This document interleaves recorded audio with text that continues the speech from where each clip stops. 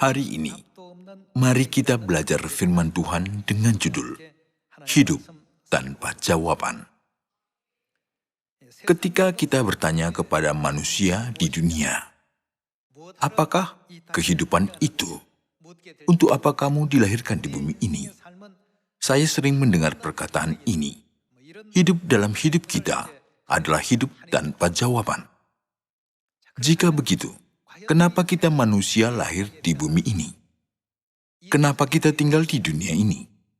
Pasti ada alasannya, bukan? Ketika saya pertama kali mengunjungi Amerika Serikat, saya berdiri di ruang pemeriksaan imigrasi dan ditanya, "Kenapa Anda berkunjung ke Amerika Serikat? Apa tujuan perjalanan Anda ke sini?" Itu pertanyaan yang pertama. Sekarang juga sama. Setiap kali saya berkunjung ke gereja-gereja kita di luar negeri, pertanyaan pertama yang diberikan kepada saya adalah, apa tujuan Anda datang ke negara ini?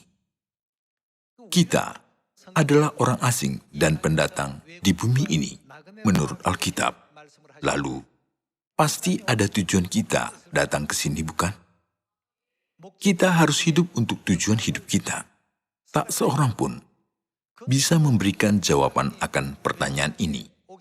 Kenapa manusia datang ke bumi ini dan kemanakah akan pergi? Maka manusia hanya hidup sehari-hari sambil menyesuaikan diri pada keadaan yang diberikan, bukan? Tetapi Alkitab memberikan semua jawaban itu kepada kita. Bapa dan Ibu memberikan ajaran tentang hal ini dan juga jawabannya kepada kita. Dari manakah kita berasal dan kemanakah kita pergi? Ada alasan kita berkunjung ke bintang bumi ini. Jika seseorang bertanya, kenapa Anda datang ke bumi ini? Anda harus memberikan jawaban. Ketika kita pergi ke luar negeri, petugas imigrasi bertanya, apa tujuan Anda datang ke negara ini? Harus dengan jelas menjelaskan tujuannya. Namun jika kita lambat menjawab, akan mencurigai kita. Jika itu terjadi, akan dibawa ke ruangan yang lain dan diperiksa lebih jauh lagi. Sesudah diperiksa, jika kita dianggap tidak layak datang ke negara itu, kita akan diusir dari negara itu. Ketika kita hidup di bumi ini dengan mengetahui alasan dan tujuan kita datang ke sini, kita bisa membuat tujuan yang sebenarnya untuk hidup di sini, bukan? Tetapi kebanyakan orang tidak memiliki tujuan hidup mereka. Makanya mereka hidup di bumi ini dengan tujuan yang tidak jelas.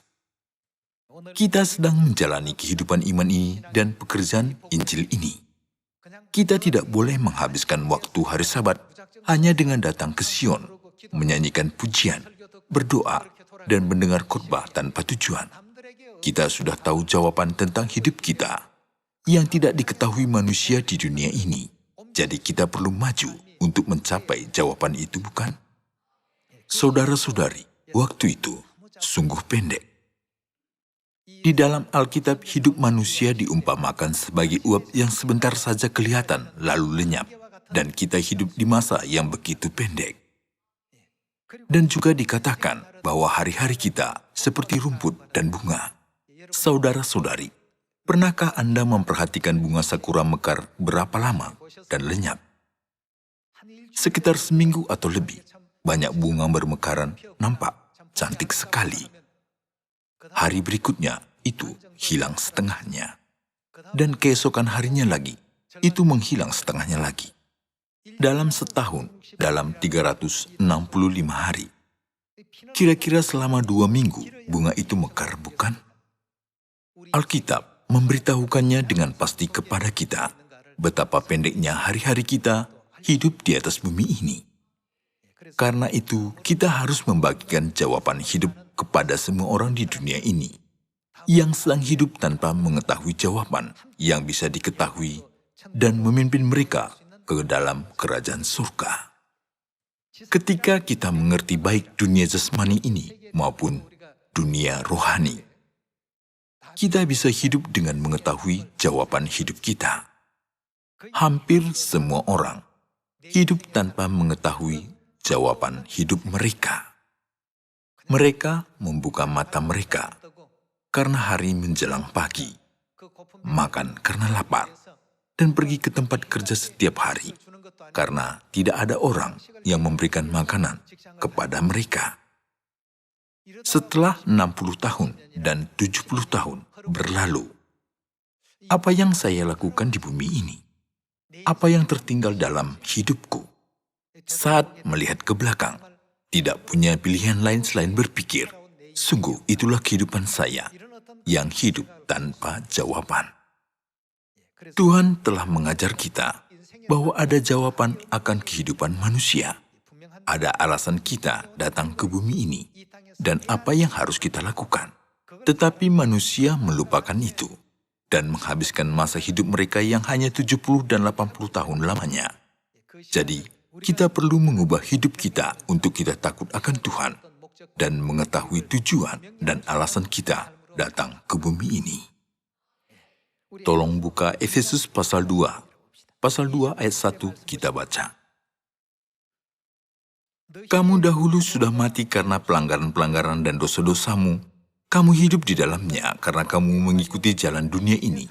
Karena kamu mentaati penguasa kerajaan angkasa, yaitu roh yang sekarang sedang bekerja di antara orang-orang durhaka. Sebenarnya dahulu kami semua juga terhitung di antara mereka. Ketika kami hidup di dalam hawa nafsu daging, dan menuruti kehendak daging dan pikiran kami yang jahat. Pada dasarnya kami adalah orang-orang yang harus dimurkai sama seperti mereka yang lain.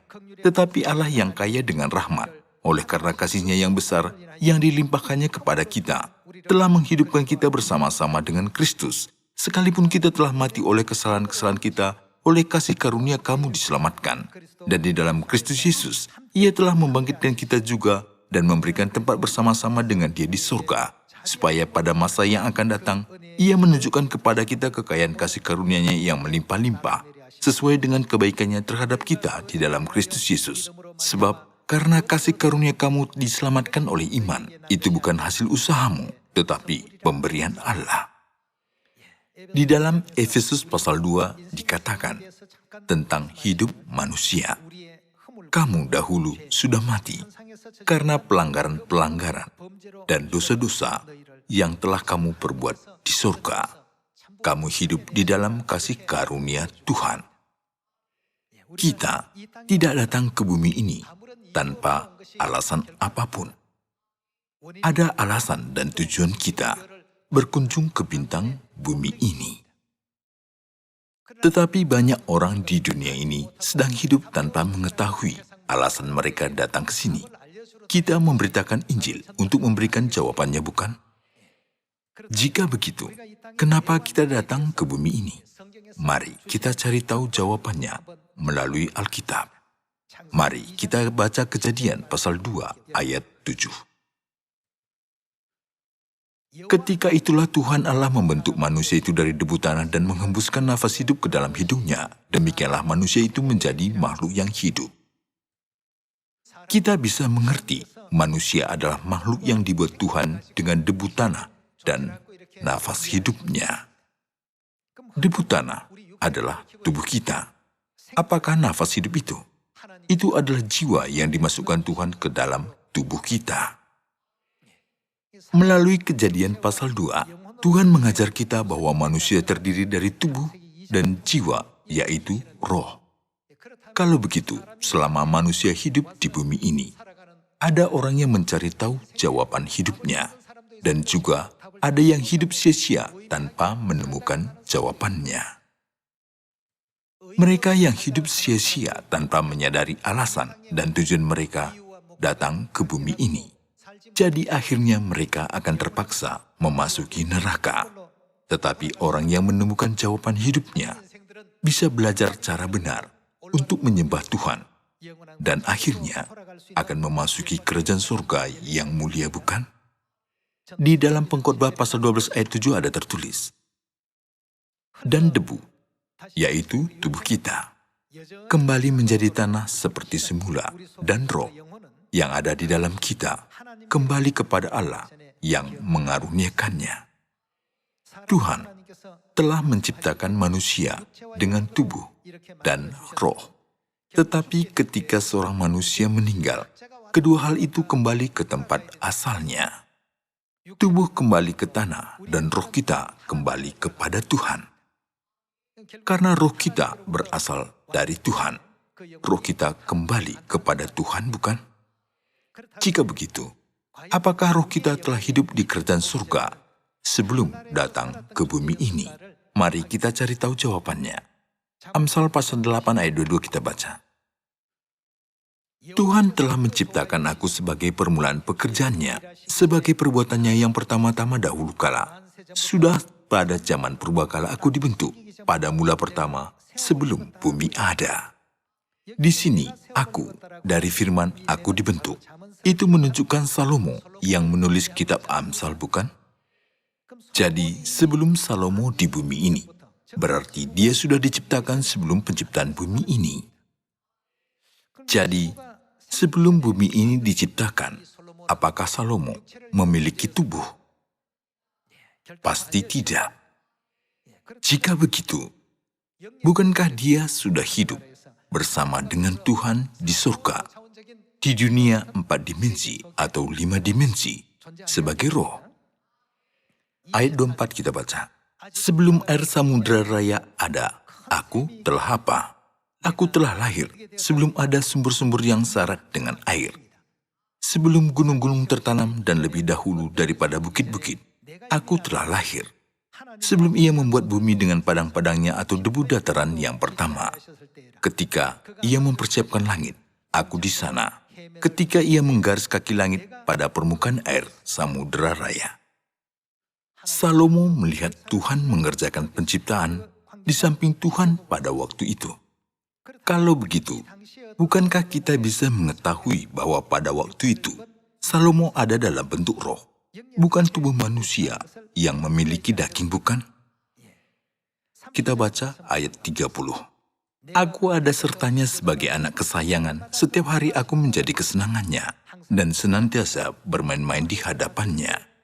Demikianlah firman di Amsal pasal 8. Bukan hanya Salomo, tetapi kita semua manusia adalah malaikat-malaikat yang telah menikmati kemuliaan dan kegirangan bersama Tuhan setiap hari di kerajaan surga sebelum datang ke bumi ini. Kita perlu membandingkan catatan-catatan dari nabi lain. Mari kita baca Ayub pasal 38 ayat 1. Maka dari dalam badai Tuhan menjawab Ayub, siapakah dia yang menggelapkan keputusan dengan perkataan-perkataan yang tidak berpengetahuan? Bersiaplah engkau sebagai laki-laki. Aku akan menanyai engkau supaya engkau memberitahu aku. Di manakah engkau ketika aku meletakkan dasar bumi? Ceritakanlah kalau engkau mempunyai pengertian. Di sini aku adalah Tuhan Yehova. Siapakah engkau? Itu adalah Ayub. Ketika Tuhan menciptakan bumi, Tuhan berkata, Ayub, di manakah engkau waktu itu? Jika kamu mempunyai pengertian, ceritakanlah. Kita bisa melihat adegan bahwa Tuhan memberikan pengertian kepada Ayub, bukan? Ayat 21 kita baca. Tentu engkau mengenalnya karena ketika itu engkau telah lahir. Kapankah itu? Tuhan berkata kepada Ayub, sebelum aku meletakkan dasar bumi ini, engkau telah lahir. Jadi bagaimana hari-hari Ayub itu? Hari-harimu telah banyak. Itu artinya dia sudah lama dilahirkan. Sebelum bintang yang disebut dengan bumi ini diciptakan, kita telah bersama dengan Tuhan di dalam kerajaan surga. Dengan kata lain, kita adalah malaikat-malaikat di surga waktu itu. Tetapi karena suatu alasan tertentu, malaikat-malaikat sedang hidup di atas bintang bumi ini sebagai manusia. Hidup kita tetap memiliki makna dan arti, bukanlah yang sia-sia. Mengapa Tuhan mengirim kita ke bumi ini? Kita perlu mengetahuinya dengan jelas tujuan kita datang ke bumi ini. Ayub, Salomo, dan kita semua adalah malaikat-malaikat yang telah hidup berbahagia bersama dengan Tuhan di surga. Jadi kita perlu mencari alasan kenapa kita harus datang ke bumi ini. Para pendiri agama apapun tidak sanggup memberikan jawaban. Hanya berkata, jadilah orang yang baik saat hidup di bumi. Berbuat baik dalam hidup ini adalah kebajikan. Tetapi mereka tidak tahu alasan kenapa mereka berbuat baik selama hidup di bumi ini. Dan kenapa mereka harus takut akan Tuhan di bumi ini. Tanpa mengetahui alasannya, kita susah melakukan seperti itu. Bukankah kita harus menyembah Tuhan setelah mengetahui alasan mengapa perlu menyembahnya? Jika begitu, kenapa kita dipaksa datang ke bumi ini? Di antara berbagai alasan kita datang ke bumi ini, ada firman-firman yang mengajar kita proses kejadian perbuatan dosa dari pendosa pertama di surga. Mari kita baca Yesaya pasal 14 ayat 12. Wah, engkau sudah jatuh dari langit, hai bintang timur putra fajar, engkau sudah dipecahkan dan jatuh ke bumi, hai yang mengalahkan bangsa-bangsa. Engkau yang tadinya berkata dalam hatimu, aku hendak naik ke langit, aku hendak mendirikan tahtaku mengatasi bintang-bintang Allah, dan aku hendak duduk di atas bukit pertemuan jauh di sebelah utara. Aku hendak naik mengatasi ketinggian awan-awan, hendak menyamai yang maha tinggi. Sebaliknya, ke dalam dunia orang mati engkau diturunkan, ke tempat yang paling dalam di liang kubur. Tuhan mengajarkan kita tentang kondisi mental pelanggar hukum di dunia rohani melalui catatan-catatan Alkitab. Di sini tertulis, aku hendak naik mengatasi ketinggian awan-awan, hendak menyamai yang maha tinggi. Dia mau mengambil tahta Tuhan. Dengan kata lain, dia mengadakan pengkhianatan besar di surga. Mari kita baca Yeskiel pasal 28. Ayat 12 kita baca. Hai anak manusia, ucapkanlah suatu ratapan mengenai Raja Tirus dan katakanlah kepadanya, beginilah firman Tuhan Allah, gambar dari kesempurnaan engkau. Firman ini mengajari kita bahwa sebenarnya dia adalah siapa di dunia rohani, walaupun dia seorang Raja Tirus ketika dia hidup di atas bumi ini. Beginilah firman Tuhan Allah, gambar dari kesempurnaan engkau, penuh hikmat dan maha indah. Engkau di Taman Eden, yaitu taman Allah penuh segala batu permata yang berharga, yaspis merah, krisolit, dan yaspis hijau, permata pirus, krisopras, dan nefrit, lajurit, batu darah, dan malakit. Tempat tatahannya diperbuat dari emas dan disediakan pada hari penciptaanmu. Kuberikan tempatmu dekat kerub yang berjaga. Di gunung kudus Allah, engkau berada dan berjalan-jalan di tengah batu-batu yang bercahaya-cahaya. Engkau tak bercela di dalam tingkah lakumu sejak hari penciptaanmu, sampai terdapat kecurangan padamu. Dengan dagangmu yang besar, engkau penuh dengan kekerasan, dan engkau berbuat dosa. Maka kubuangkan engkau dari gunung Allah, dan kerub yang berjaga, membinasakan engkau dari tengah batu-batu yang bercahaya. Melalui kedua firman di Yeskiel pasal 28 dan Yesaya pasal 14, Tuhan menunjukkan kepada kita sebagian dari pelanggaran yang telah kita perbuat di surga. Kita semua terlibat dalam pemberontakan besar melawan Tuhan dan menjadi malaikat-malaikat yang berdosa. Lalu kita semua diusir ke bumi kota perlindungan ini. Inilah status kita sekarang. Banyak orang berkata, aku tidak pernah melakukan perbuatan yang buruk dan jahat kepada orang lain. Namun kenapa aku disebut orang berdosa di hadapan Tuhan? Fakta bahwa kita sudah datang ke bumi ini membuktikan bahwa kita adalah para pendosa. Jika kita tidak berbuat dosa apapun di surga, kita tidak ada keperluan datang ke bumi ini. Oleh karena itu di dalam Alkitab Yesus berkata, aku datang untuk mencari orang yang hilang, dan aku datang untuk memanggil orang berdosa.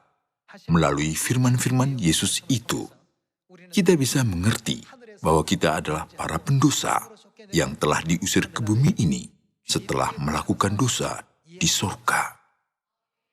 Itulah sebabnya kita harus menjalani hidup pertobatan sebagai orang berdosa. Untuk memberikan jawaban ini kepada kita, Bapa telah datang ke bumi ini dan Tuhan Ibu datang. Dan sedang menuntun kita sampai hari ini ke jalan kebenaran dari perjanjian baru, ke jalan pengampunan dosa bukan? Oleh karena itu, kemana saja ia memimpin kita, kita harus mengikutinya sampai kita memasuki kerajaan surga. Mari kita baca Matius pasal 9. Ayat 13 kita baca. Jadi pergilah dan pelajarlah arti firman ini. Yang ku kehendaki ialah belas kasihan dan bukan persembahan, karena aku datang bukan untuk memanggil orang benar. Yesus datang dari surga ke bumi ini, bukan untuk memanggil orang benar, melainkan siapa? Memanggil sama artinya dengan mencari, bukan? Yesus datang untuk mencari orang berdosa. Firman yang sama ini tercatat di dalam Lukas pasal 19. Tertulis, aku datang untuk mencari dan menyelamatkan yang hilang. Orang yang hilang dalam firman itu dan orang berdosa dalam firman di Matius pasal 9 adalah orang yang berada dalam keadaan yang sama. Sebenarnya, kita telah terlibat dalam kejahatan rohani di surga, seperti yang diperbuat bintang timur, putra fajar, dan raja Tirus di dalam kerajaan surga. Kita adalah para malaikat yang diusir dari surga karena dosa kita yang pedih. Mari kita baca 1 Yohanes pasal 1 ayat 8. Jika kita berkata bahwa kita tidak berdosa, maka kita menipu diri kita sendiri dan kebenaran tidak ada di dalam kita. Jika kita mengaku dosa kita, maka Ia adalah setia dan adil, sehingga Ia akan mengampuni segala dosa kita dan menyucikan kita dari segala kejahatan. Jika kita berkata bahwa kita tidak ada berbuat dosa, maka kita membuat Dia menjadi pendusta dan firman-Nya tidak ada di dalam kita. Semua firman ini adalah bukti bahwa kita adalah orang-orang berdosa. Karena alasan itu, kita tidak punya pilihan, tapi harus diusir dari surga ke bumi ini. Alasan kita datang ke bumi ini hanyalah menunggu untuk mati. Tetapi Bapa Surgawi dan Ibu Surgawi mengasihi kita orang-orang berdosa ini lalu memakai tubuh manusia dan datang ke bumi ini untuk mengajarkan jawaban kepada kita yang hidup tanpa tahu jawaban. Bapa dan Ibu datang untuk membuka jalan pengampunan dosa bagi kita. Kalau begitu, bagaimana caranya orang-orang berdosa surgawi yang diusir ke bumi ini bisa kembali ke surga, tanah air abadi?